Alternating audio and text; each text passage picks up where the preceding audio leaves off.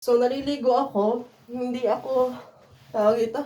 I'm so happy, although hindi pa naman tapos, pero alam mo yung may improvement na, yung agent ko nag-message. So, napas kami sa lahat. So, nagre-request ng biometric. Thank you, God. You know, I mean, 2 months, almost 2 months na, tawag ito, naiyak ako.